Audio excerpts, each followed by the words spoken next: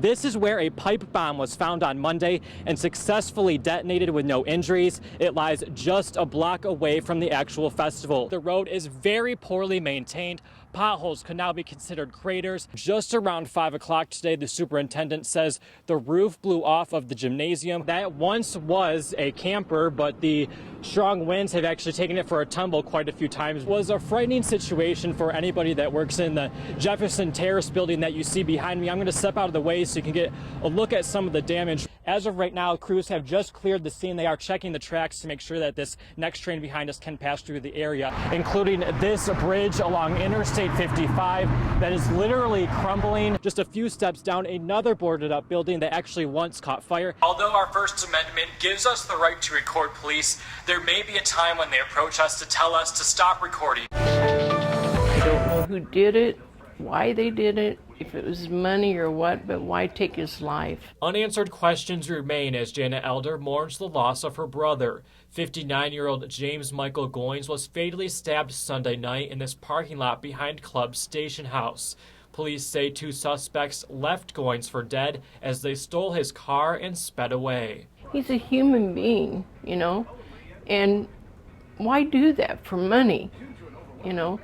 They took his car, you know, fine, take the car, you know, take the money, but don't kill somebody. James Goins was not only a brother, he was an uncle and stepfather from a family of 8. Everybody else is suffering because of this tragic loss. But despite the sadness, Janet Elder reflects on times of happiness. Only fault he had was he was a Cub fan and we're Cardinal fans, but, you know, we joke with him about it, so. Yeah, heart of gold. I don't know why anybody would do this to him. That's the question police are still trying to answer. It's one of the busiest parts of town, but police say 2 black male suspects remain on the loose. Neighbors are now greeted by bloodstains on their doorstep. I'd seen a bunch of ambulances, and then I looked down, and it was like right there.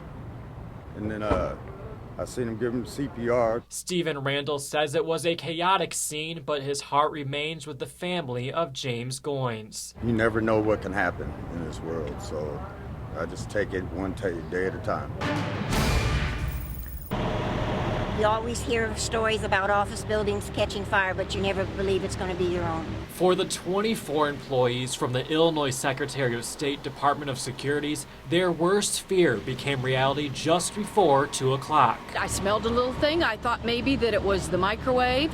And then pretty soon another employee said, no, it was a real thing. We need to get out. Most of us tried to grab our keys, our purses, whatever, and made a beeline, running down the halls saying, get out. And when employees finally made their way to safety, they realized the severity of the fire. The whole side of that building was completely inflamed and smoke was rolling out the windows. The windows were popping, glass was flying. Our picnic table and a side tree was completely engulfed on that side of the building.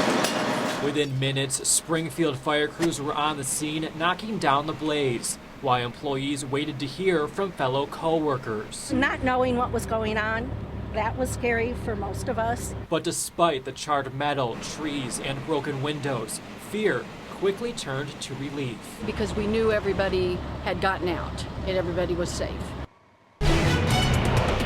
It's been 11 months since an EF4 tornado tore through Washington. You can see the scene behind me drastically different than it was that day in November, but now word coming from residents that the recovery may be slowing. It was something you'd see on the news. It's just not something you go through, and it was a shock. Damage from the more than 150-mile-per-hour winds still evident in Washington.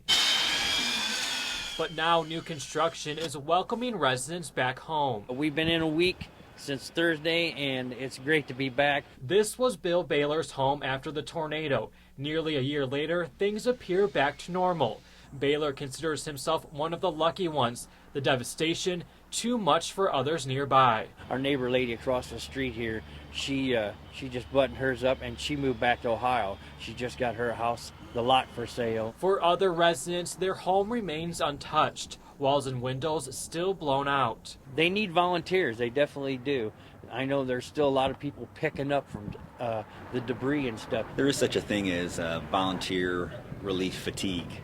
And I think we're experiencing that now in Washington. The Bethany Community Church continues to host volunteers, but the numbers are dwindling. That first Saturday we had about 1,000 come through after the storm, and this past Saturday we had about 40. Less help, but plenty of work to do. There's needs, there's still debris removal needs. Also for a lot of households there's grass and weeds that are popping up that they don't have a mower anymore, so they need a team to come in and help knock down some pretty tall weeds. With the one-year anniversary of the tornado approaching, some are expecting an influx of volunteers, but they say the full recovery is still years away. To find out how you can help the people here in Washington, we have posted all the information on our website. Just click on Web Watch. For now, reporting in Washington, Brett Baldeck, News Channel 20.